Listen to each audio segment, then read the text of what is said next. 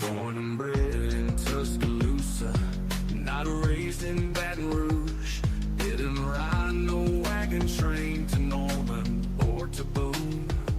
They said I'd never make it, just a name they'd overlook.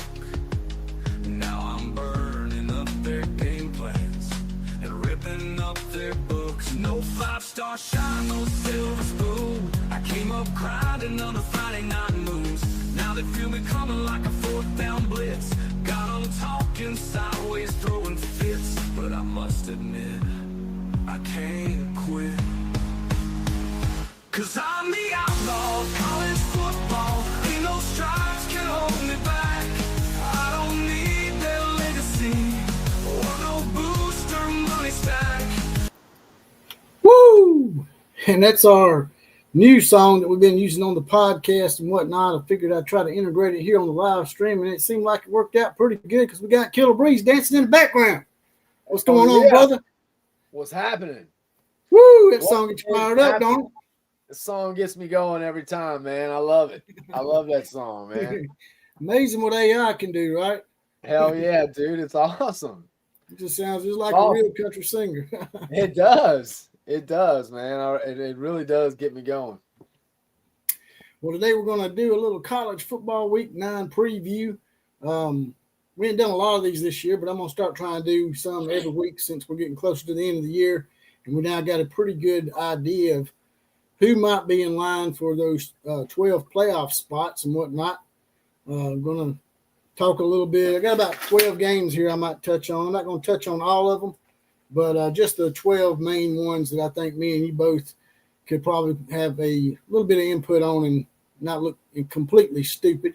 But I might also have a sponsor now, small sponsor, but it's a start.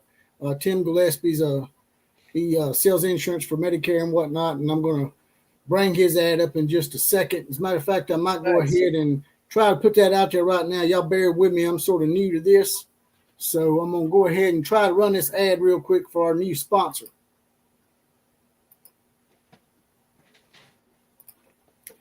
Got to pull it up real quick. Still new to this stuff. Y'all let me know if y'all can hear it and see it. Look, by the way, while you're doing that, Holy Alliance says he loves the Predator thumbnail. That was by accident. We're gonna have to tell everybody the story after you get through this Tim Gillespie read. All right, here we go. Here's one of our first ever paid sponsors. Did you know that many Medicare Advantage plans are going to change for 2026? This year, it is more important than ever that you meet with your local independent insurance agent to make sure you have the right coverage for 2026. You've seen the ads and gotten the spam calls from people you can't even look in the face. Timothy is a licensed independent agent in Oklahoma that is contracted with multiple carriers, which means he can help you shop multiple companies to find the right plan for you. He's not some faceless guy that's calling you from God knows where. If you or someone you love is on Medicare or is about to age into Medicare, reach out to Timothy and let him help you make sense of it all. This AEP from October 15th through December 7th, Timothy is available to help Oklahoma residents find the right plan. Tell him the Outlaw sent you.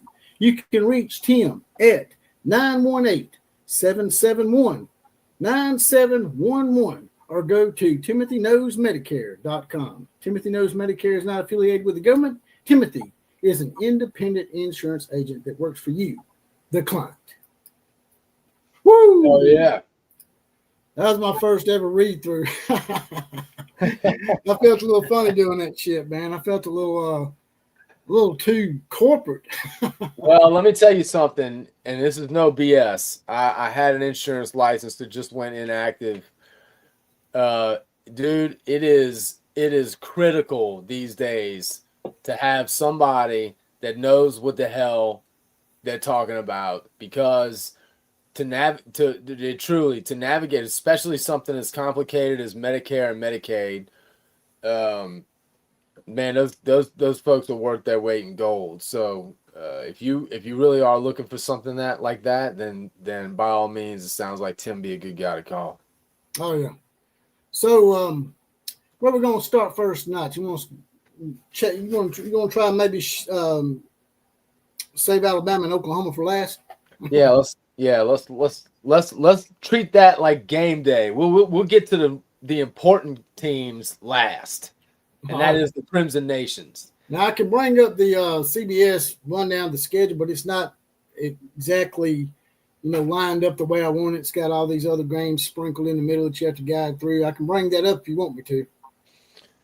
That probably can't hurt. All right, let me bring it up real quick. It's not on my P's and Q's tonight. 1989, man. What this dude, what a good guy, telling us we're the best duo on the tube.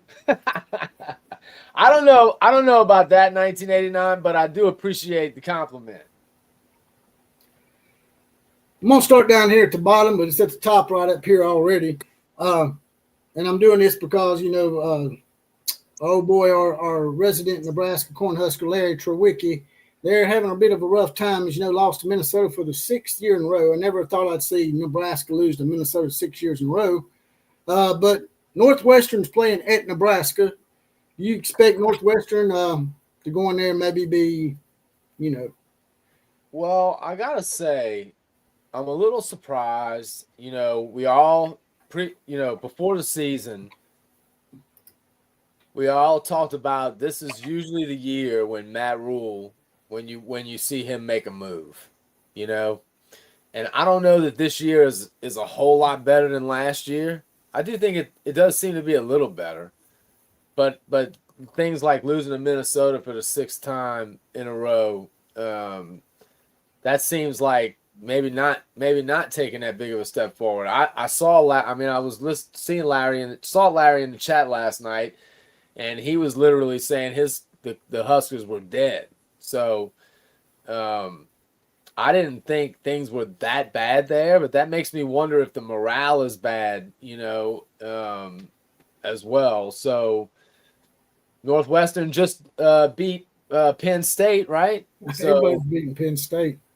Well, I mean, man, maybe most people are beating Nebraska still. I don't know, man. It sucks because again, I meant it when I said it. I still mean it. I would love Nebraska to be good again. I feel like college football is better when Nebraska is good.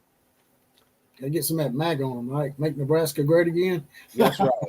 That's not exactly too great now. We don't want to win national titles like they did in the 90s, but just good enough. No, I just want. No, that's exactly right. Let's just chill the Jets.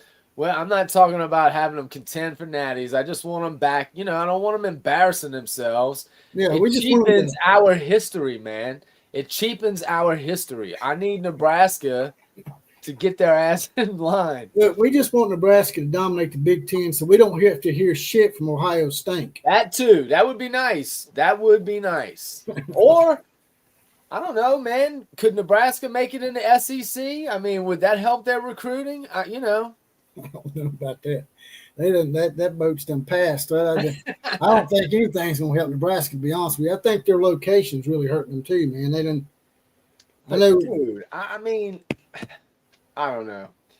It just seems like, I don't know what the problem is because, I don't think it's their roster. They've got some good talent on the roster, man.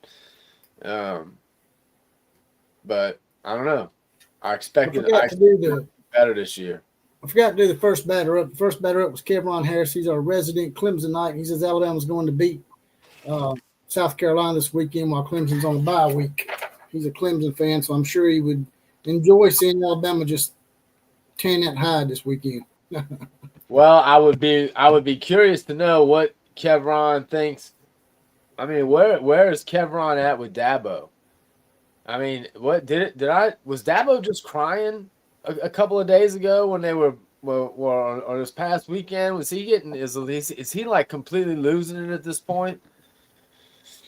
He was crying pretty hard there at the alma mater singing. I think it was more of a I know I'm about to get fired kind of deal.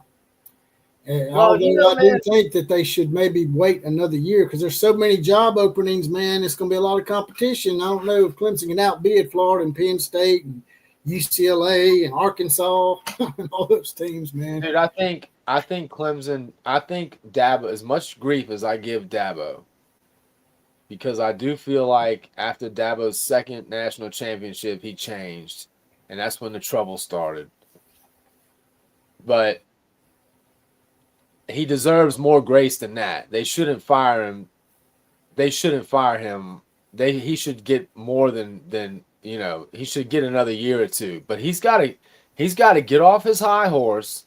He's got to stop thinking that Clemson is the end all be all of college football. It's fine to think highly of yourself, but that second win over Alabama, particularly the way that the game went. After that, I think he started believing his own hype. Started thinking he was different, that Clemson was different. And then when the game started changing around him, he dug his feet in and refused to change with it. And so he needs to drop. He needs to get, and maybe that's happening right now. But he needs some humility. He needs to get bring it down a little bit, and he needs to evolve. He needs to let his offensive coordinators call whatever damn offense. They don't need to run the Clemson offense. They need to run their offense. So 1989M says, boy, the roar at Bryant Denny when that pick six occurred was electric, pure chills. Yeah, our stadium don't get really as loud as some blue blood stadiums because we're spoiled and we're used to winning, and it takes a lot to get us excited. But that was a pretty epic pick in the at the 1 yard line that got everybody up. So yeah, that was awesome. That's the loudest I've heard that stadium in quite some time. I'll be honest with you. Crazy. Well, I mean, man, it looked like Tennessee was driving, and it looked like, all right, maybe they're gonna make a game out of this thing, and then that just killed it. That was a 14-point swing. Hell yeah! But it was also you could feel it take the air right out of the entire stadium. Crazy Anime Gamer 3, he's our Gator guy. He says, "Hey Outlaw, how you been? How's your wife doing?" My wife's doing a lot better. I appreciate you asking. I was going to let you know we did a live stream a few days back and basically touched on the whole Florida Gator situation with their head coaching situation. So if you want to go back and watch that, Crazy Anime Gamer, I think I actually plugged you in that one. But yeah, we done a little rundown of the whole coaching carousel if you want to go back and check that out. The next game I had on the slate was Syracuse at Georgia Tech. Won't spend much time on that one, but Georgia Tech is undefeated, 7-0 for the first time since 1966. Miami lost, so I think Miami probably better hope Georgia Tech wins out so that when if they play Georgia Tech, that win means something to get them in the playoffs. Yeah. Do you think Georgia Tech continues to win, or do you think Syracuse has got a chance to sneak up on them? I do not think Syracuse is going to sneak up on Georgia Tech. Georgia Tech's at home. Georgia Tech, man, I think they're a good team. I don't know if they're a national championship caliber team, but I think they're a good team. Syracuse is a bad team. Syracuse is 3-4. The line on the game is 17.5. I think you can, I think, I don't know if I'm comfortable laying 17.5 points with Georgia Tech. You're going to have to get the lines for me because I forgot to get all the lines for the game. That was my neglect right there. But yeah, 17.5. Yeah, the line is 17.5. The total's 54.5. I'm probably. If it was the Syracuse team that beat Clemson with that quarterback's still out, right? He is. So if he's still out, it's not the same Syracuse team, and it's hard for me to believe that they're going to Georgia Tech and do it. But Louisville went down to Miami and won on Friday night, but Louisville didn't have their starting quarterback injured either.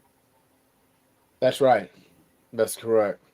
Yeah, I can't see Georgia Tech losing the game. Again, I don't know if I'm laying 17.5. I mean, that's just a lot of points. But Syracuse in the last 3 games, Syracuse has put up a total of like 34 points, 35 points, something like that total. I think they've got like 3, 13, and 18 in the last 3 games. Maybe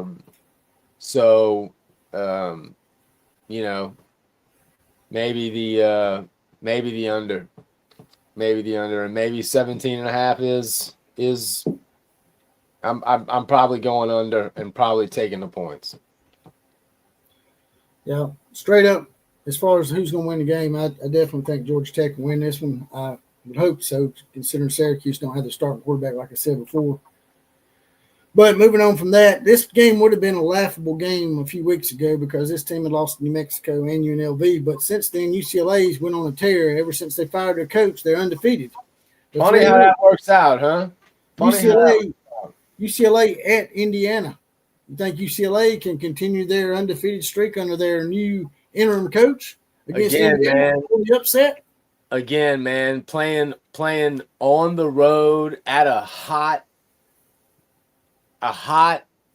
number 2 ranked in the country on ESPN, Indiana, which that's just crazy to think about. But man, I believe for some reason Kurt Signetti comes off as the genuine article to me. And he just signed that big ass extension to stay. Looks like he's going to stay there, which was also kind of surprised me. He's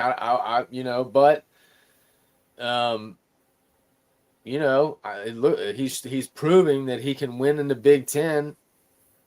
So why leave? Again, that goes back to that expectation thing you and I have talked about. If Kurt Signetti brings Indiana, to the playoff more than he doesn't, I think that's probably good enough for Indiana fans, at least for a while. So maybe it's smart for him to stay there. Again, you got the line. Indiana's given up 25.5 points to UCLA on the, who, as you mentioned, has played a lot better the last 2 wins. They've got 3 wins in a row, right? They're 3-4. Yeah, UCLA is 3-4. They beat. Who did it start with? I know they upset Penn State. That's where it started. Then they beat Michigan State, and then last week they beat somebody else. Who was it? Can't remember who it was. It was. Hold on, I'll tell you. It was Maryland. Yeah.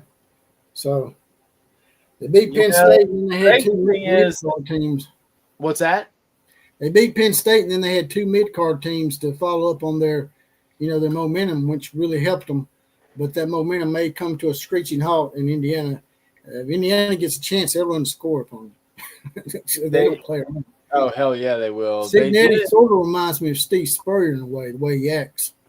He's got a little bit of cockiness about him. Yeah. Man, I don't know. I feel like maybe again, I don't see Indiana losing the game. The 25.5, that's just a lot of points, man. I don't know what to tell you. Now I bet for many years and still dabble here and there. That's just a lot of points to lay down. How many points is it? 25.5. Yeah, I'm thinking 25 and a hook, as we would say back in the day. UCLA played a Penn State team that was coming off a real emotional loss to Oregon, and then they played 2 mid-card teams. Michigan State's not even mid-card; they're shit card. I mean, Michigan State's awful, man.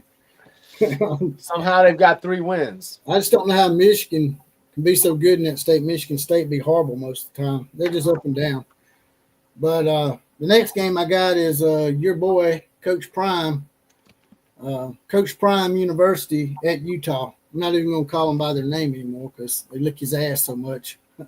They did pull off a big upset against Iowa State a few weeks ago. I think they were off last week. So Colorado's playing at Utah. Colorado at Utah, the toilet bowl, if you will. Hold on a second. Let me pull up the game. Yeah, so let's see. Colorado, wow. Utah is only laying 13.5 against Colorado on the road. Colorado's 3-4. How did they win 3 games? Even though they're not good, it drives me nuts that he even won 3 games. Well, I mean, Iowa State shit the bed. I mean, Matt Campbell and Iowa State do it every year. They look like they're going to every time, and then they lose to teams that they're not supposed to lose to. Yeah, every time. Sort of reminds you of Texas A&M and Oklahoma State and people like that. Except Oklahoma State can't beat anybody more. They're the 3rd best team in Oklahoma. Yeah, they're not good. They're not good. Go! I do feel like Hurricanes, baby. It's going to be interesting to see what Oklahoma State can do with some new blood, some fresh blood. I'm kind of curious, man. You know, you never know. Maybe this is their shot. By the way, you know, I'm sure we're not going to get to the TCU West Virginia game, but you had Kuz on last night. Yeah, I started to put it on the slate, and I just couldn't do it, man. I wanted you to ask him how is everybody feeling about Rich Rod now. Yeah, they look like they're, man. You know, we just got to be patient, man. He took over a program that was in shambles, really. well, that is true, and I do think it was a good hire. So, but man, he's got to be disappointed. I'm disappointed for him. A lot of coaches their first year, a lot of great coaches their first year don't have the greatest year. I mean, no, that's true. See coaches like Larry Coker and Gene Chizik win national titles in their first couple of years, and then they just go to crap. Yep, that's true. So sometimes it's better just not to get your hopes up too much. Just ask Mike Norvell. Speaking of which, he's probably about to get his ass fired too. Everybody's getting fired. He's done. By the way, what do you think about? You think Lane's going to go to Gainesville? Lane to Gainesville. I would say that if they had beaten Georgia last week, probably not. But if they lose to Oklahoma this week, I think Lane could be going to Florida. If he can't get Ole Miss to the playoffs, he's probably going to look at it as I can't do no more here. And he's that competitive kind of guy that wants to win a national title. So I think he probably would think he would have a better chance at Florida. But to me, I think he should stay at Ole Miss. I do too. How many years has he been there now? 4 years, 5 years? Something like that, 4 or 5 years. Yeah, I forgot. I forgot that he was, the coach at Florida Atlantic. So it did make me wonder, would he go back to Florida? But man, I'm like you. I feel like at Ole Miss, same argument I just made for God, I can't remember the team I just made the same argument for, but the expectations are less. Why would you go? Why would you go to Florida where it's going to be expectations out the wazoo right out of the gates? And at Ole Miss, you can have a couple of bad years. They're not going to be mad. My brother graduated from Ole Miss. Dan Mullen. Dan Mullen took him to the SEC title game. He had 1 or 2 bad years, and they got rid of him. And he took him to the SEC title game. Yeah. It's like the expectations are unrealistic, man. They're like, man, we should be winning 6 national titles like Saban did. That's an anomaly, man. That don't usually happen. Even at Alabama. That shit don't usually happen, man. No, that's right. And by the way, Thunder has corrected me. It's lame Kiffin. I stand corrected, Thunder. My bad. Lame killer. Well, he's saying it's lame Kiffin, but he's saying it's lame killer. He's telling me I should be. I assume that's what he means. Yeah, maybe he means lame Kiffin and lame killer. He's saying both of y'all are lame.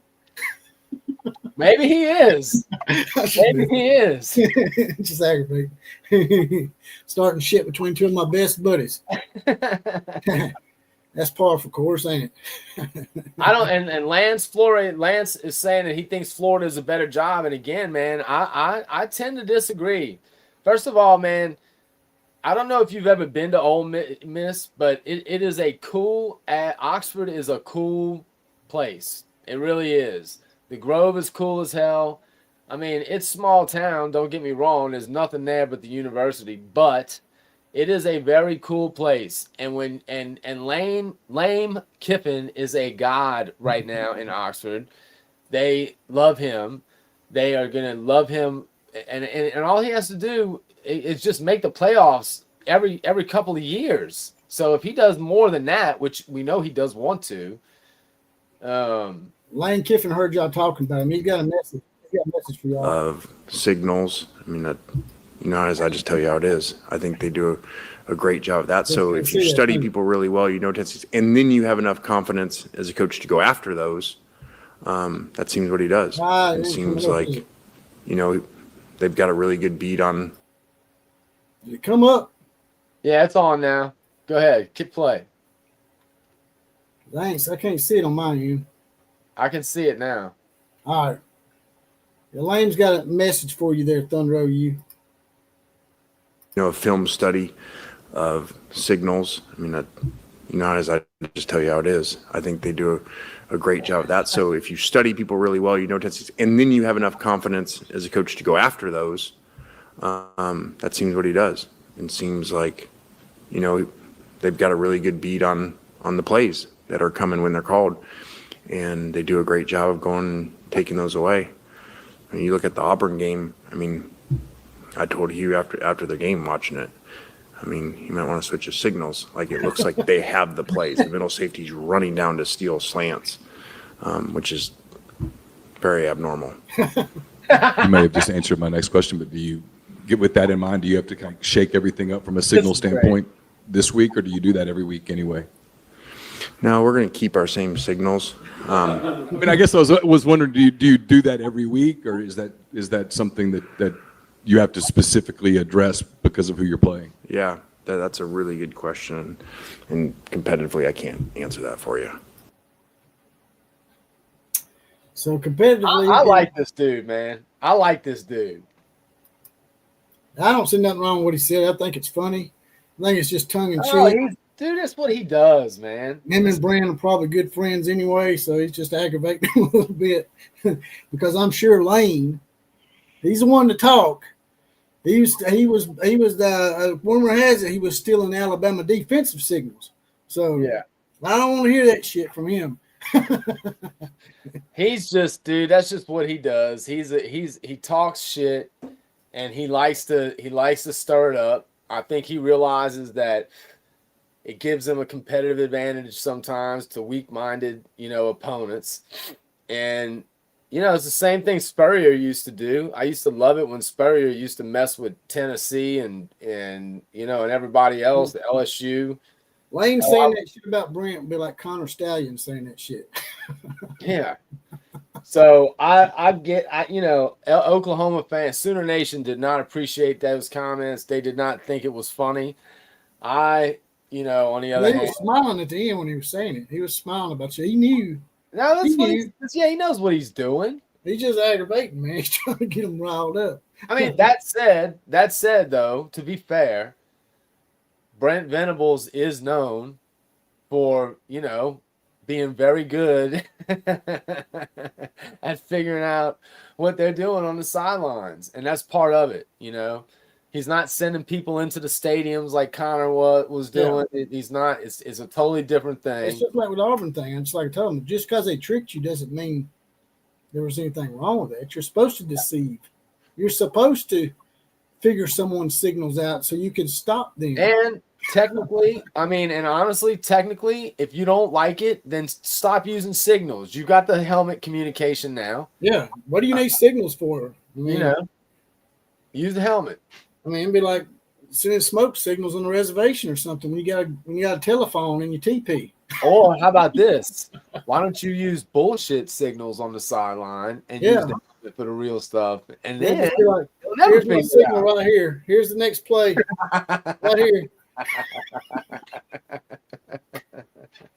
Yeah, I got your signal. My signal is hanging low. Can you see it down here? I got it hanging low right here for you. That's what I got for you right there, Lane. On this next play, we're going to sack the quarterback. Like Dabo doing the dab. I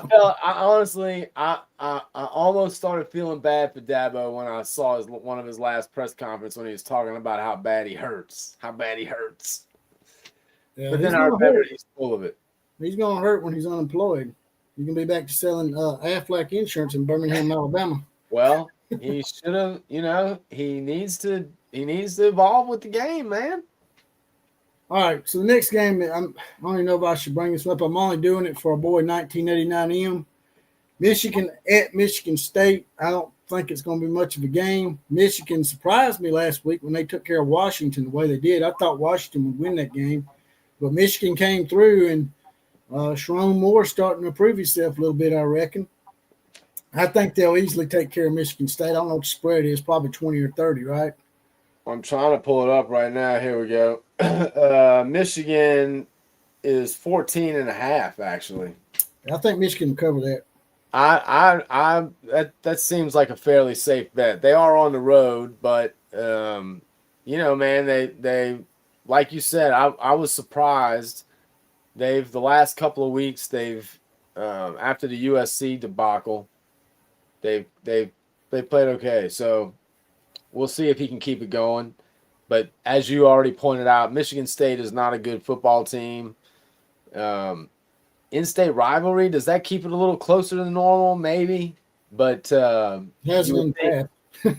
you would think in any normal scenario they wouldn't have a problem covering that spread. This next game is a pretty big game. Back and forth on. I've been hearing they're having offensive line issues. That's the only thing that concerns me about maybe taking the upset here. But Texas A&M at LSU. You know what's so funny, man? I got a guy I do business with. He's an A&M guy, and he was just asking. I'm doing a job for him right now. He's like, "We got to figure out our wager on the game." And I said, "Man, what are you talking about, man? You know damn good and well y'all are gonna win that game." And he genuinely sounded like he was unsure, like that they still don't have. That's how scarred Aggies are. Well, he knows that they're like Iowa State. They'll find a way to eventually lose. Or Penn State, they eventually know. That's 100% correct. They are about to go. If they win, they're going to be 8-0 for the first time since 1992. That team with Greg Hill, that little running back, wasn't that his name, Greg Hill? And was that his name? Yeah, it was Greg Hill, right? I was watching a show today, and they were talking about the LSU. If the reason why their offense is sputtering so bad is y'all having some offensive lineman issues. They are having O-line issues, but I also don't think that's the only problem. I think the problem is Brian Kelly. Brian Kelly is just not a good fit in LSU. He's never was a good fit at LSU, and man, when he started off with the fake accent, I don't.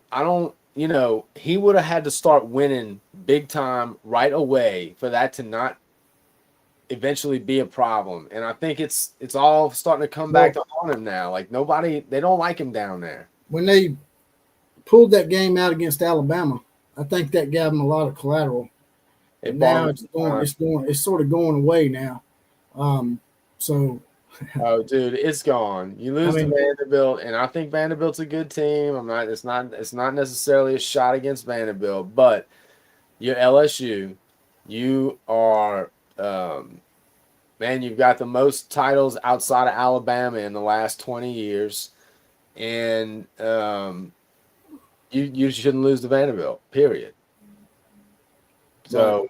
They're not. You can tell, man. There's something's been wrong all year long, and it just looks like a team that doesn't have a unified locker room. You know what I mean? It just looks like a team that's just not together. That's what everybody thought it was a Notre Dame issue when he's at Notre Dame. When we're starting to realize it wasn't a Notre Dame issue because they made the title game with Marcus Freeman, and their recruiting has really picked up with Marcus Freeman. So it's a Brian Kelly issue, in my opinion. Well, but the thing that's perplexing to me is you do have to give him credit. He did win at a high level at Cincinnati, took him to the playoff. He did also Notre Dame, you know damn good and well, dude. I thought Notre Dame was never coming back. I was like, that's it. They went through that stretch after Lou Holtz left, where it just, and even towards Lou Holtz, the end of Lou's career there, it just looked like they couldn't, with their academic standards, they just couldn't get the kind of athletes to compete. And, but Brian Kelly got them back to, winning a lot at least. So I thought he's sort of like James Franklin in a way. He wins all the games he's supposed to, and then, every once in a while, you get an upset win like Alabama, but then he can't never win the championships. Yeah. Sort of like James Franklin. I think James Franklin might end up in Florida.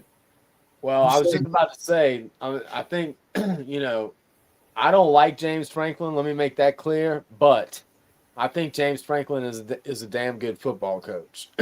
So I just don't like him. But as long as you go somewhere where they don't really expect you to win a national title, so Florida probably wouldn't be that job. Maybe you could go somewhere like Arkansas or Oklahoma State.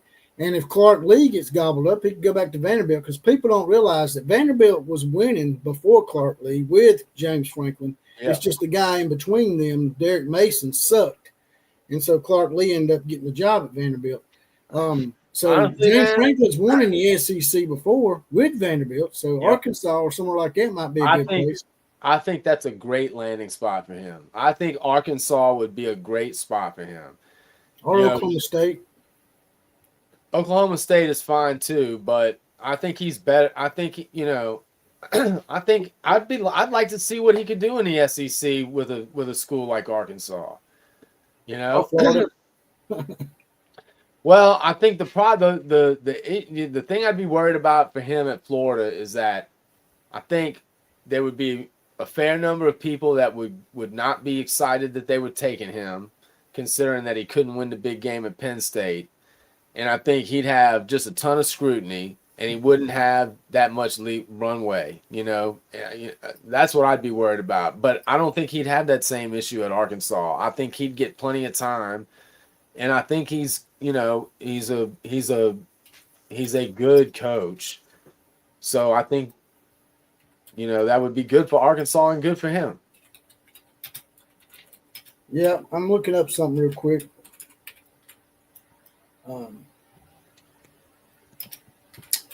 See if I can find it real quick.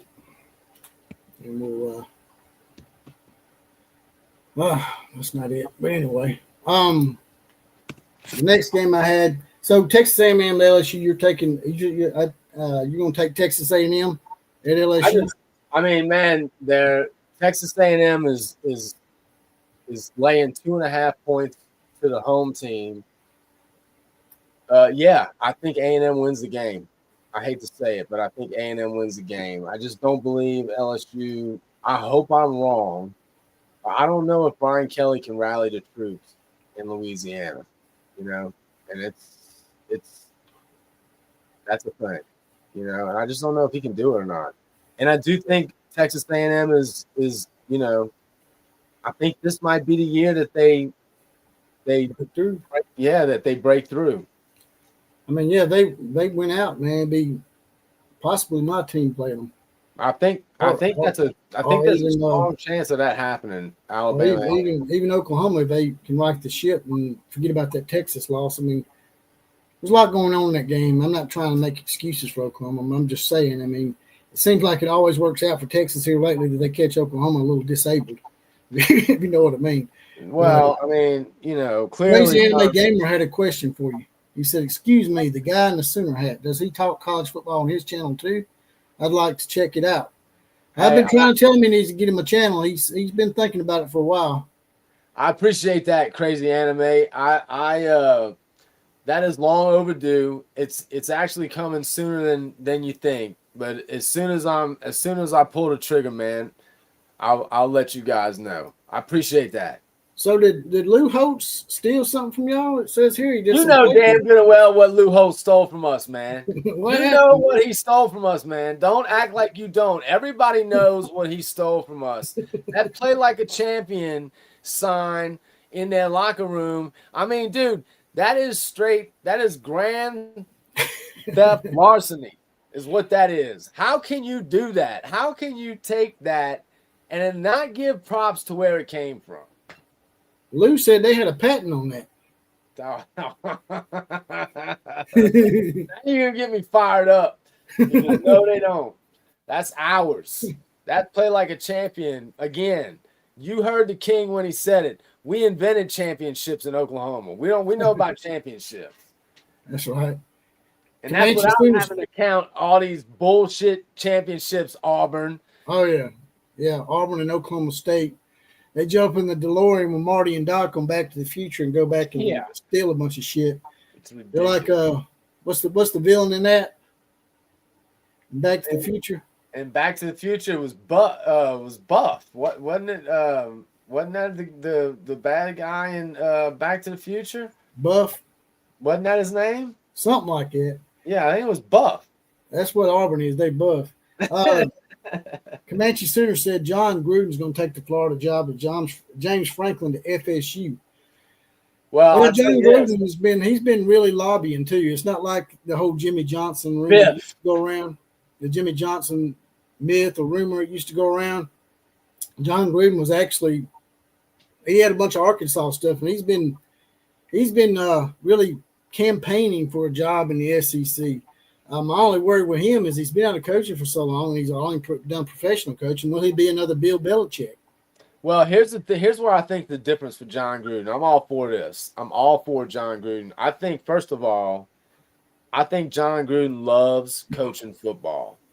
And I think John Gruden is one of the few professional coaches that would care enough about the kids. Everybody knew when Bill Belichick took the job at North Carolina that he wasn't going to be all about player development. He was about producing this NFL pipeline. That's what he thought he was going to do. It was going to be, and it wasn't going to be player centric in that regard, where the relationship between Bill and his players. I think John Gruden would enjoy recruiting. I think he would love the competition of that. I think he'd be a hell of a developer of quarterbacks at the college level. I would love to see it, man. I think it would work. You think no? You think he would bust? I was just playing, devil's advocate, but I think he's a lot younger than Bill Belichick, right? What is he, 58, yeah. 59? Yeah, for sure. Tops 60. But yeah, I don't think he's that old, so he still has a lot of youngness about him. He could get out there and get on the recruiting trail. Plus, he's really campaigning for it, which that's I don't know, man. I mean, college football is a different animal compared to the pros. I mean, no, it is. That's you don't have good rules in place to keep people from tampering and all that other crazy shit. They're supposed to rectify some of that next year. Hopefully they do, because if they don't, I'm gonna get fed up with it, and I'm just gonna start watching the NFL again. Yeah.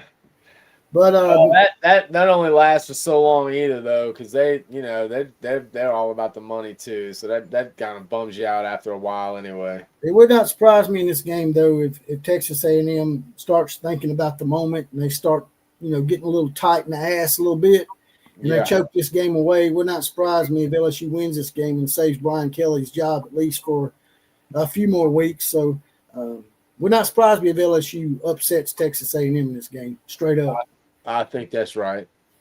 Next game is Missouri at Vanderbilt. Vanderbilt is favored again. Last week they were favored for the first time in a ranked versus ranked matchup since 1978, and they won.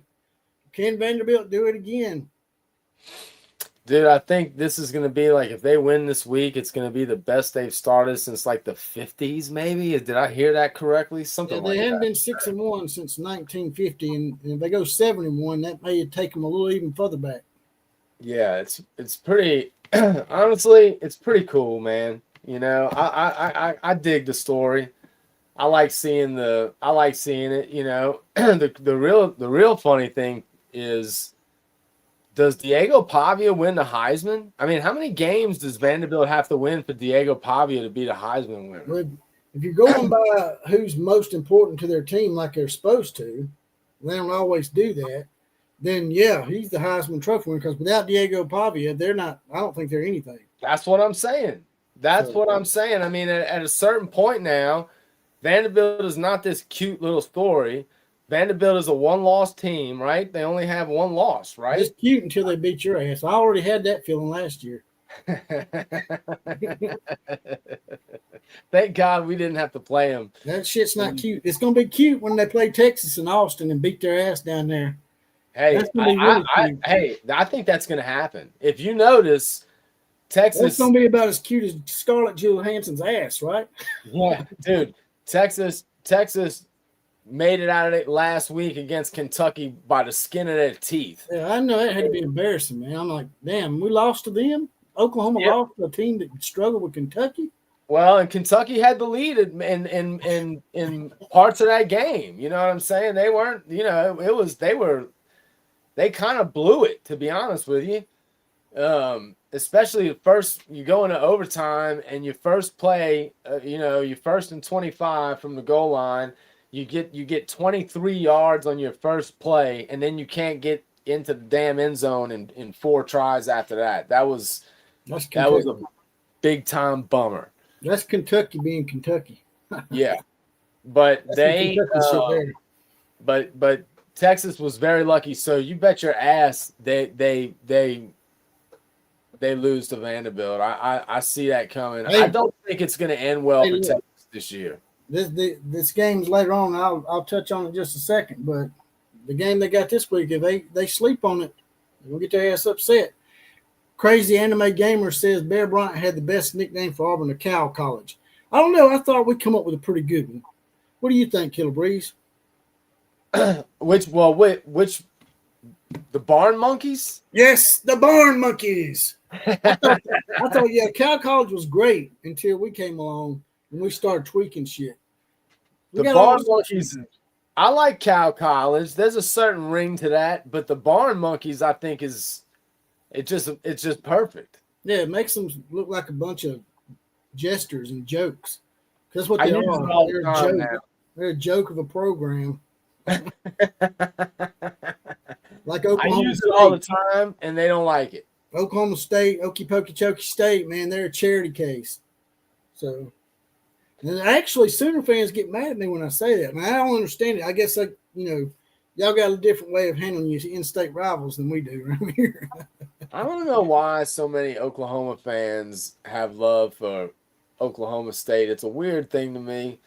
I've never been an Oklahoma State fan. I don't like anything about them. I don't care if they win. I don't particularly enjoy seeing them lose necessarily, but I certainly don't have any affinity, towards them. Dale Ellenbaum said, Will Venables still sniffing soul?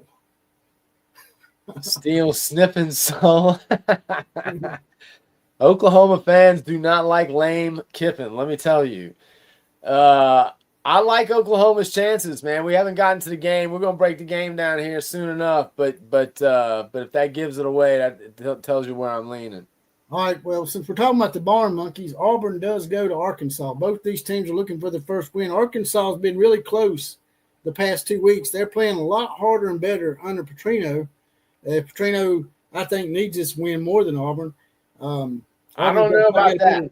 Auburn's probably got a better defense than Arkansas, but Arkansas's got a quarterback that's just awesome, and he's just on a team that's not that awesome. So I don't know. I think Arkansas might be able to take this game. What do you think? I like Arkansas, man. I like Arkansas. Arkansas is actually a 2.5-point favorite at home. Interestingly enough, they have one less win than Auburn does at this point in the season. But to your point, that what's his name? Talon Green. Green. Talon Green, thank you. He's awesome. And they do seem to be playing better under Petrino, which doesn't really surprise me a whole lot. It seemed like that was always leading towards Petrino taking over there again. That was the plan the whole time, I think. It seemed like it. It certainly seemed like it. And hey, they're playing better. I just don't think, man, Auburn. I enjoy. I have this sickness. I enjoy going to see the podcast from these other teams when their teams are losing. I love going and listening to them cry. And I've gone to a lot of the Barn Monkeys podcasts. I've been using that in every chat room that I go into, and they don't like it. What's that podcaster's name that you used to like to aggravate on USC? Jay, what is it? USC? Oh yeah, USC Jackass. That's what I used to call him. Come on in. It's the top of the morning. It's USC Jay. What did he say about the sauce? He's talking about some sauce. You lost in the sauce. Hey, he's lost in the sauce. Y'all gonna be lost in the sauce. Y'all fixing to lose your head coach. That's another guy that might get it. He keeps on losing. And he's getting closer and closer to a very feasible buyout. Well, I'll tell you right now, it's funny because that's another one that I go listen to because they're not happy right now either. And I was listening to them talk about, one of the talking heads was saying that Lincoln Riley just needed to get with Dan Tomlin and get the defense thing figured out. And I'm just like, they don't like people just don't understand. It does not matter who he puts in as the defensive coordinator. It's not a defensive coordinator problem at USC. It's a Lincoln Riley problem at USC. And we told all of them that when they were gloating and pissing us off about stealing our coach. We tried to tell all of them, you guys don't realize what you just got or what you think you just got. I mean, case in point, I think the defense coordinator that was there that he let go went to Central Florida, and their defense is actually playing pretty good. Statistically, not that bad. They're 25th overall. This next game I put on here only because it's the G5 matchup that might determine the G5 spot for the playoffs. It's South Florida at Memphis. Memphis sort of screwed themselves last week. I guess they were looking ahead to this game because they lost to UAB. I think Memphis sort of probably screwed themselves out of that playoff spot last week. But USF, they had a good loss against Miami, so I think USF needs this game pretty badly at Memphis. But it wouldn't surprise me if Memphis upset them just to spoil their season. Well, the line is 4.5. USF is laying 4.5 on the road. You know, man, I love me some home dogs, man. Home dogs. You just gotta love getting a home underdog. And I think this is the game where we see whether South Florida deserves to be ranked where they're ranked. You know, this is one of the games that gives them some better competition than they normally get with this schedule. It's not the greatest, but it's a decent Memphis team. And we'll see what South Florida can do. I don't know enough about Memphis to really give you a good idea whether I think they can cover the spread or not. But, you know, I do feel like South Florida is going to win the game. Yeah, and they definitely need it because, like I said, that playoff spot's theirs for the taking. Yeah. If they win this game, they'll have the inside track to it, but I think Memphis might upset them. Here's the game I was talking about earlier. I'll touch on it real quick. Texas at Mississippi State. Now, some people may snicker at that, but Mississippi State's been playing a lot better this year. They already beat Arizona State. They should have beat Tennessee, and they played Florida really close in the Swamp, and this one's in Starkville. Texas has never had to go in there and deal with the Cowbells. So I'll be really interested to see how Arch and the Longhorns deal with that really raucous atmosphere in Starkville. Well, Texas is laying 7.5 points to Mississippi State on the road. That tells you right there, Vegas thinks the game is not going to be anything close to a blowout. You know, Mississippi State, man, like you said, they are much improved over last year.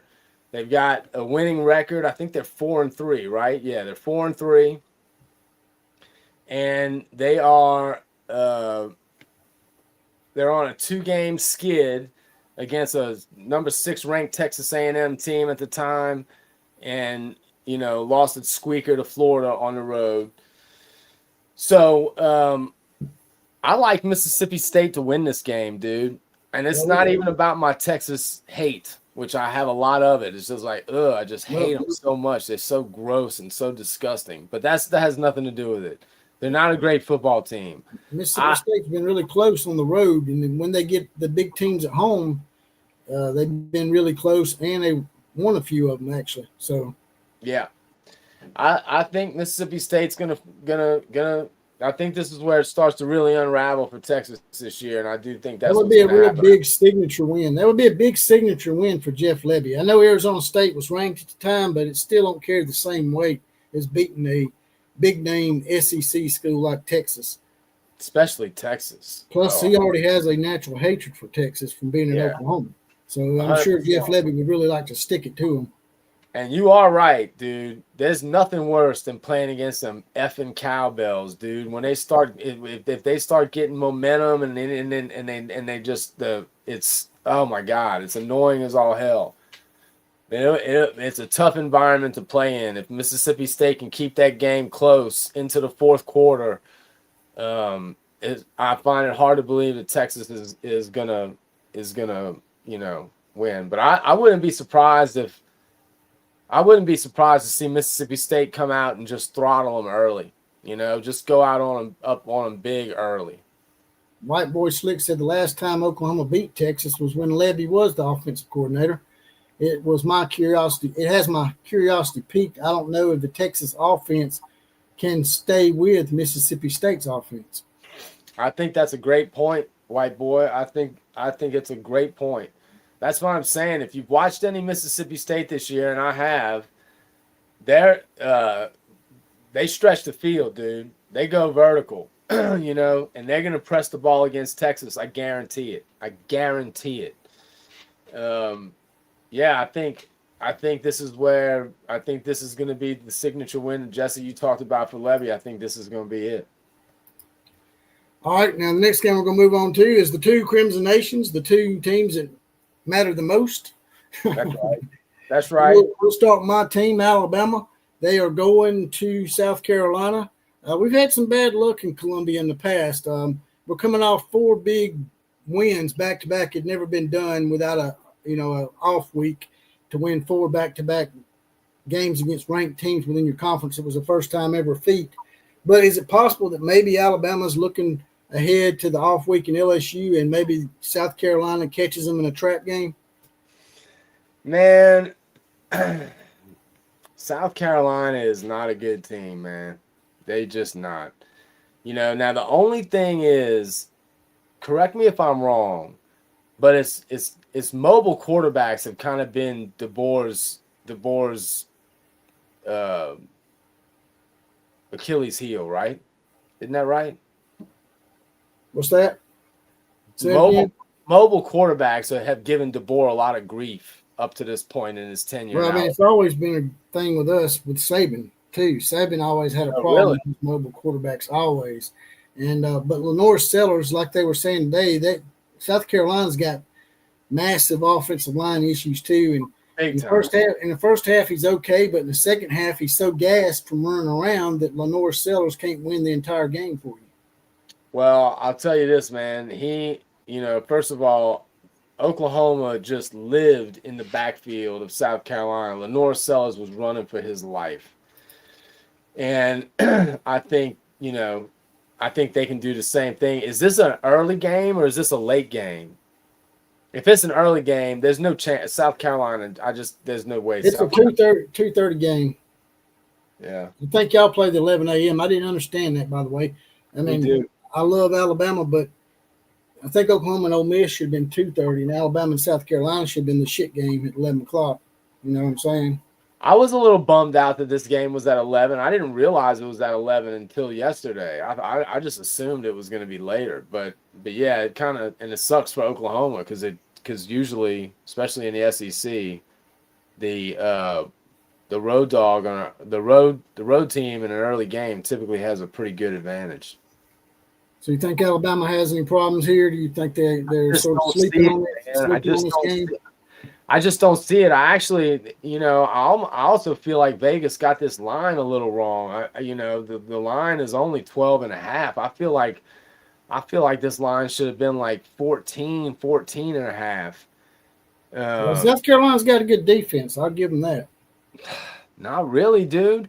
Oklahoma's running game, that's going to be one of the things that I'm really curious about because Oklahoma has not been able to run the ball on anyone the way that they ran the ball on South Carolina. Now, the interesting thing is everyone is trying to give Oklahoma all these props on the run game in the first, against South Carolina, which yes, overall it was a huge improvement, but they dominated the ball, running the ball in the first half, not so much in the second half. If you go look at the totals from first to second half.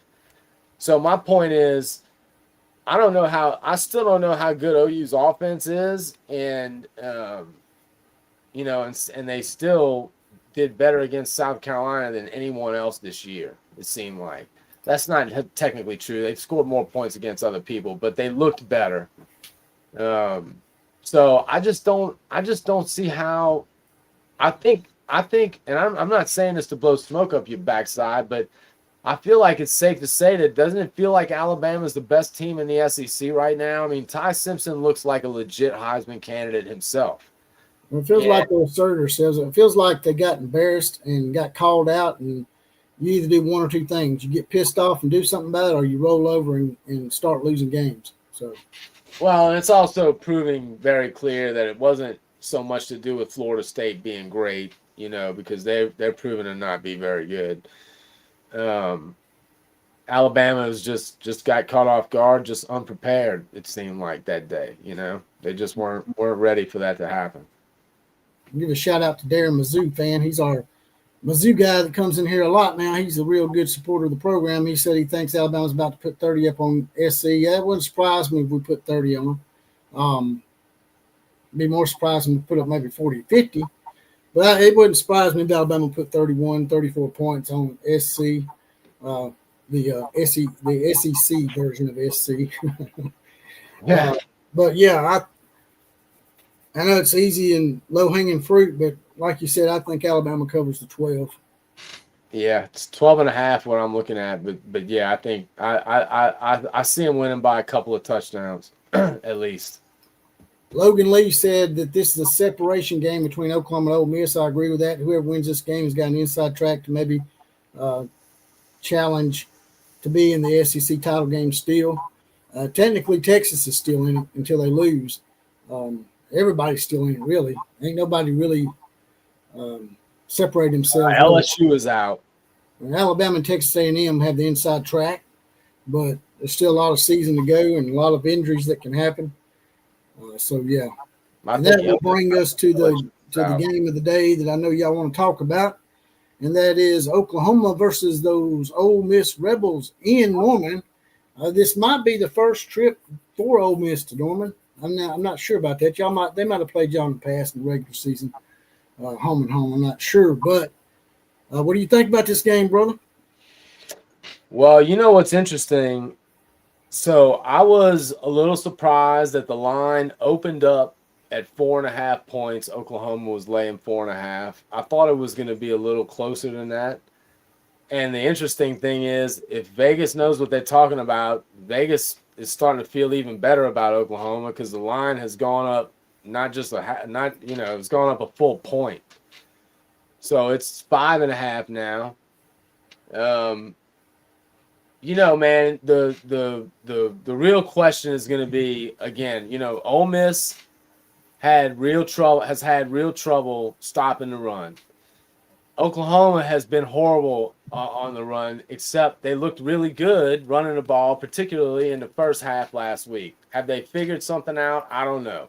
It does seem like the offensive line played with a lot more physicality, got off on the ball a lot better than they have up to this point. So did they figure it out? I don't know. If they did, it would seem to set up pretty good for Oklahoma because if they can run the ball effectively on Ole Miss like they did against South Carolina, I think Oklahoma wins the game by a touchdown. I expect Ole Miss to have their moments. I think Lane Kiffin is a great coach, and I think this Trinidad Chambliss, isn't that his name?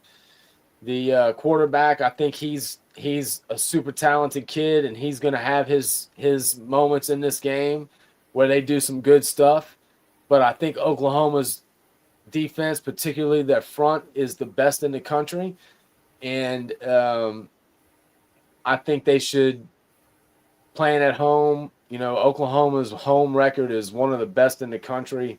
I think it's the second best home winning percentage to Alabama only. So go ahead. So yeah, I expect Oklahoma to win the game. I do. I think the decider in the game might be a little flip from what most people think. I think it might come down to Ole Miss's defense versus Oklahoma's offense.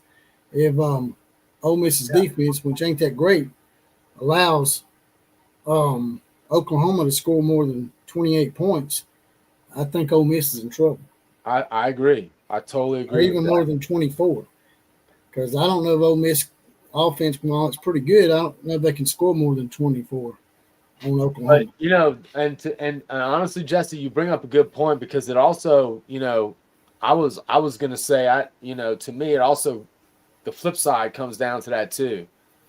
can Oklahoma's defense, who was it? Logan Lee. Yeah, Logan Lee brought it up. Can Oklahoma's defense, particularly their secondary, defend the passing game from Lane Kiffin? Now that's going to be really important too. Can the defensive front get pressure on? If they can pressure him the way that they did last week against Stellars, I think Oklahoma is going to win the game. If they can keep, I don't look for Oklahoma to shut them down like Oklahoma did South Carolina. But if Oklahoma can keep them to 24 or less, I think Oklahoma's offense, because Ole Miss's defense ain't that great, can put between 28 and 31 on them. And if they can hold them under 24, I think Oklahoma can win this game by a touchdown, maybe even 2. Well, you've basically just given away my score prediction. That's what I think. I think it's going to be 31-24 Oklahoma. Oh, yeah? Yeah. It's a hard game for me. Like I said, man, it's just you don't know how your secondary is going to respond to a Lane Kiffin type trickeration type offense. Of course, Hugh Freeze is known for that shit too, and y'all handled them rather well. So my heart tells me Oklahoma, but my head tells me that Ole Miss might have a chance in this.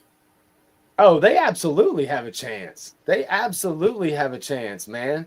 If Oklahoma can't run the ball effectively and they have a problem putting points on the board, it's going to be a long-ass day.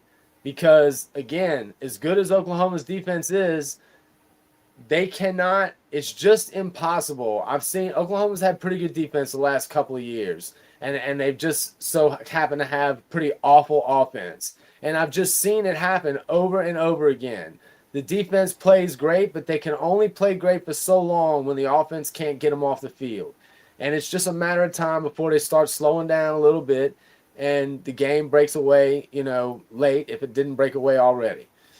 So it could easily go the other way. But I'm going to believe that the Oklahoma defense is as good as I think it is, and I'm going to pray that the Ole Miss offensive line is as bad as I think it is, and I'm going to roll with it like that. But, man, take Ole Miss. If you think the Ole Miss is going to win the game, you think they're going to win it outright, or you think you're just talking about them covering? I think they can win it outright. I think it could go either way. Like I said, it's I think it probably come down to who. I mean, I know this is Captain Obvious, but who has the least amount of turnovers? I mean, yeah. If you can get a few turnovers, if you can turn Ole Miss over, get your offense off the field, and that kind of thing, y'all can win by a couple of scores. Well, I'll tell you this. One thing also is that Oklahoma needs to play a clean game, man. They've had way too many damn penalties the last couple of games. So, that goes right into the turnover thing, man. They got to play I think if Oklahoma is going to win the game, even by a touchdown, they need to play a damn good game. They're not going to go in there and mess around with Lane Kiffin and come away with a win. It's just not going to happen. AB versus the World brings up a good point. He says Oklahoma is number 4 in the nation at scoring in the red zone efficient when we get inside the 20. So, yeah, but we hadn't been down there as much as we should have been, So, like I said, I'm picking them to win. I think that they are. Last week gave me a little bit of hope, man. It's funny how it changes. So, it can change so quickly because after the Texas game, I was so disgusted with what I saw. But I saw improvements last week that I didn't think that they could make in 1 week's time. And if they can do that in 1 week, then it gives me hope that maybe they can improve a little more. Logan Lee says Ole Miss will not run the ball effectively. Saturday, they just don't have the Jimmies and the Joes. But they could also be turned on the flip side of that. As Killer Breeze was saying, one 100-yard game does not make a great running game. No. Oklahoma's running game also needs to show up as well as Ole Miss's running game. Both these teams need to get the running game cranked up a little bit.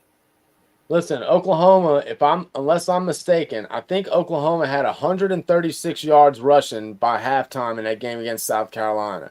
They did not break 200 yards total. So they only had half of that, if that. I don't even think they did half of that in the second half. It's worrisome.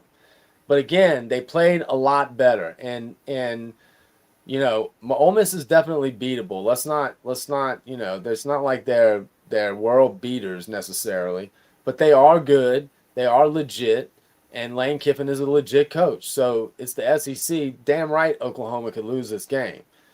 But I like them. I like their chance. The fact that they're playing at home is what puts it over the edge for me. Y'all play Tennessee after that? Who y'all Why, play why, next? why you got to go there, man? What you trying to ruin? Are you trying to ruin my night and remind me of the gauntlet? I mean, what's going I'm on just here, trying man? to figure out where y'all can Yes. possibly where the pitfalls are at, because Well, I'd like for y'all to continue to win, because I don't want y'all to be upset when y'all come down for homecoming. honestly, dude, you bring up Tennessee. I think Tennessee is if Oklahoma wins this game, it's going to be a huge emotional win for them. This is a big game for Oklahoma. If they can beat the number 8 ranked Ole Miss team, I think they jump back in the top 10, and it legitimizes what they're doing. So there's a lot on the line, and I could see them winning this game and winning it convincingly and feeling great, and then going next weekend in Knoxville and laying an egg. That's what worries me. And the thing that really worries me is we play Alabama after that. So But y'all get a week off. we do get a week off. We do get a week off. We'll be playing your other team, LSU, that week. Yeah. So, But here's the thing, man. To me, this is the 3-game stretch, and unfortunately, since we lost the game to Texas, we got to go 2-3 in these next 3 games somehow, because I really think they need to end the year 10-2. I'm not 9-3. I think they might have a small chance at getting into playoffs at 9-3, considering their schedule, but they really need to end the year 10-2. And so this 3-game stretch of Ole Miss and then Tennessee, Bama on the road back to back. Man, that's where the season's going to be won or lost right there to me. now Darren says no one's beaten Bama nor the way Ty's played. Does that worries me when people start getting on the bandwagon of your team? Because then that's when they start hearing the noise and they start, getting a little unfocused. Never say never. I mean, just look at Miami. Everybody thought Miami had a clear path. That's true. Just go right through the ACC and into the playoffs. And what did they do? Not only did they lose, they lost at home to Louisville. Yeah. So never say never, especially with the SEC and barring injuries. I mean, we're all going to get them. But it would not surprise me if Alabama lost another game, maybe even 2. Yeah, I know we're playing really good right now, but all it takes is one bad game or one bad injury to derail the shit. And Oklahoma knows that. So no, that's there's no doubt about it. But he does look good. I mean, and I do think they're the best team in the SEC right now. So we'll see how it goes. That's the thing. I feel like we gotta figure out a way to beat Ole Miss and Tennessee, man, because I just don't know. Going on the road to Alabama is just seems, especially since we won last year, just seems daunting. Greg McElroy brought up something interesting that I didn't know, and it might be explained why Tennessee's offense looks so fatigued in the second half. They're only playing 3 wide receivers the majority of the time. So those 3 wide receivers are playing the whole game, and they're not just doing little slants. They're doing out routes and hauling ass down the field. And by the third and fourth quarter, those receivers are gassed, and you saw them drop a lot of balls. So they're only playing 3 receivers against Oklahoma's defense. You might be right. I mean, and I'm sure Brent Venables sees that shit. Maybe Josh Heupel will accuse him of stealing signals too. I don't know, but we'll see. Well, Knoxville is not an easy place to play, and they're going to be hyped up. So it worries me for sure. It definitely worries me. But I think Tennessee. I think both Ole Miss and Tennessee are very similar teams to me. I think either one of those teams could catch fire and make a serious run, but I also think they both have I think this is true of almost everyone. There's no team that doesn't seem to have some flaws, you know? It's just not that one team out there that you're scared of. Yeah. Even No. Ohio State has looked vulnerable at times. Absolutely. So, That's what I'm saying. Absolutely. There's no 2000, 10 Alabama. You know what I mean? There just isn't. So, yeah, I think it's this is it, man. This is where the champions get made is how you finish the year. it's getting interesting, man. Like I said, man, I hope y'all don't come down here and beat us on homecoming. Shut up, man. That shit's gonna suck, man. Shut up, man, with your homecoming. Yeah. I hate to think about that shit. I mean, if y'all beat us 2 years in a row, man, I'm not gonna hear the end of it. I feel like that's the one I had circled. That was why we really needed that win against Texas, because then we could have lost both of those games to Tennessee and Alabama, and that could have been our 2 losses. Now we made it difficult on ourselves, And again, I know a lot of people think a 9-3 Oklahoma team has a chance to get in the playoff, and I mean, certainly with their schedule, it seems like they should. But you and I both know you don't want to leave it up to the committee, man. Yeah, it's according to when you lose and how you lose. That's true too. Sometimes it's not the amount of losses; it's just how you lost. That's true too, for sure. And if that's the case, that doesn't bode well for Oklahoma either, the way we lost to Texas. All right, brother. I appreciate you coming on that. All right, man. Here, I appreciate your input, and a lot of these guys here, they seem to like you a lot, man. They want you to have your own channel. We're gonna do it together. We're gonna keep the killer and the outlaw rolling for a while, man. We're gonna figure out a way to make it bigger and better. Yeah, we're gonna try to get some sponsorships, some real sponsorships, and then me being monetized by YouTube won't matter. And at that point, the gloves will be off, and I'll start reposting whatever I want to repost. If I want to repost Charlie Kirk videos from TikTok in my short section and they demonetize me, so what? If I got someone else paying my bills, I ain't got to worry about it. Now, they threaten to shut my entire channel down, then I'll have to change my tune. Yeah, of course. That's right. Well, have a good one, man. I'll be in touch. All right, brother. Take care. Later. That was Killer Breeze, the Oklahoma Roughneck. I need to start mentioning that a little bit sooner in the podcast. By the way, like I said, I've been demonetized by YouTube for resharing Charlie Kirk videos in my short section till December 14th. They like to do stuff like that. They like to censorship. They like all the censorship. They don't want you talking about stuff that real Americans like to talk about. I mean, 'cause they didn't have a problem with me resharing in the other stuff. But when I start resharing Charlie Kirk videos, for some reason, I get demonetized. So now the only way to donate to the show is right down here, money $ JPC 316 on Cash App or on Venmo under JPC 316 as well. Before we get out of here, let's see what we got in here. A few more comments. Logan Lee says Alabama's the only school Oklahoma fans don't talk much trash to. That's because we're the 2 Crimson Nations. We have been through a lot of the same similar stuff. We have to deal with tornadoes, just like all these southern states, really. But both crimson. Not many people have the color crimson. It's a shade of red that's very unique. I did a video about that today, explaining why I've got 2 favorite teams, basically. It's just like, pizza might be your favorite food, but that doesn't mean you don't like to eat steak too, right? As a matter of fact, I'm going to share with y'all right now that video if y'all want to check it out, to explain to everybody out there why I've got a few favorite teams. First of all, I'm a college football connoisseur, and I like all traditions in college football. But here's a little something to explain my position. Well, what do we have here? You just never know when I'm going to pop up. And this time I'm popping up right here under the shade tree, right outside the backside of Central High School here in Tuscaloosa, the baseball field, as I wait on some of my sports contacts. I got to talk to them about a few things. But I want to do a little explanation video. And that is because people keep needling me and aggravate me, especially those that hate Alabama and Oklahoma, the 2 Crimson Nations, as I call them.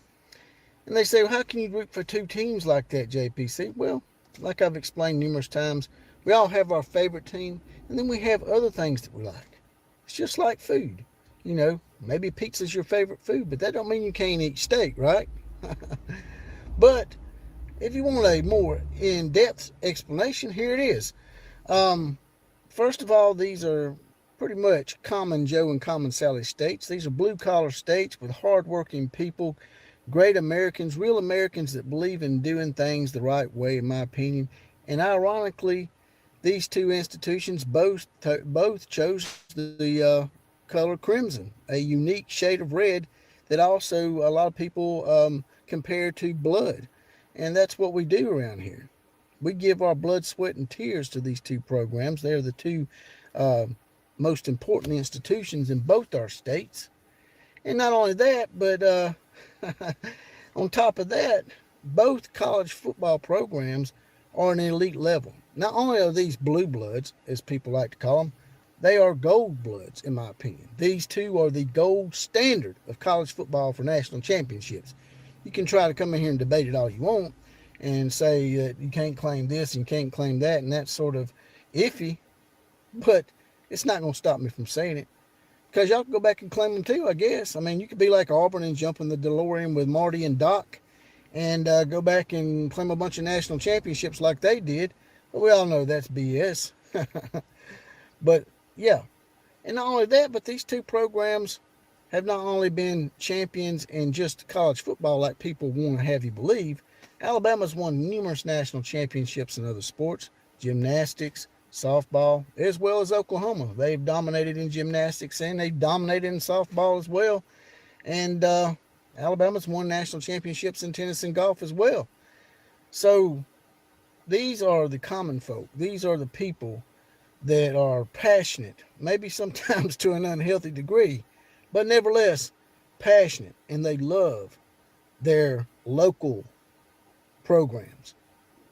And they stand, for the most part, in my opinion, for what's morally right and what's morally correct, in my opinion.